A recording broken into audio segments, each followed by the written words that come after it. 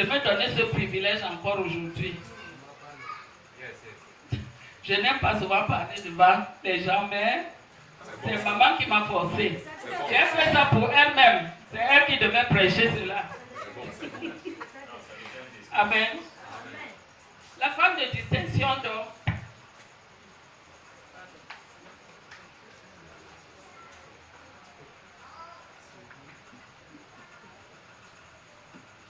l'homme de Dieu a donc déclenché, a donné les paroles de bénédiction et cela a agi. Amen. Parce que la parole d'un prophète, c'est la parole de Dieu. La parole qui sort dans la bouche d'un prophète qui est content de toi.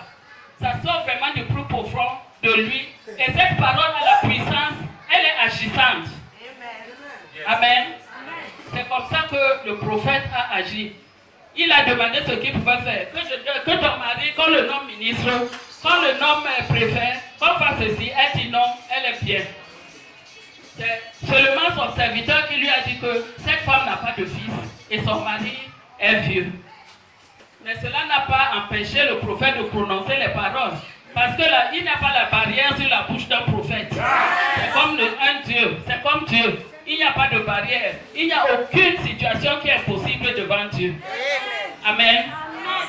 Il a déclaré la parole et la femme a eu son enfant.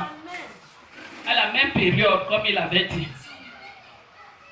La femme de distinction reçoit toujours ce qu'elle attendait le moins. Elle ne s'attendait plus à accoucher, elle ne s'attendait plus à avoir un bébé.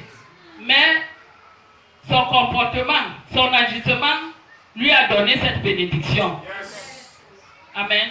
Soyez les femmes de distinction. Une femme de distinction ne doute pas. Elle accepte les paroles de son père et croit sans douter. Après des temps, l'enfant grandit. La femme de distinction était chez elle. Le serviteur de son mari lui ramène donc le fils qui est tombé malade dans la plantation.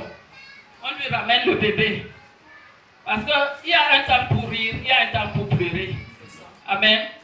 Donc quand le temps de pleurer vient, il ne faut pas paniquer. Cette femme n'a pas paniqué. Quelques heures après, son enfant est mort entre ses mains. Elle n'a pas réagi. Amen. Elle s'est levée. Elle est partie mettre le bébé l'enfant sur le lit du prophète. Elle a fermé la porte derrière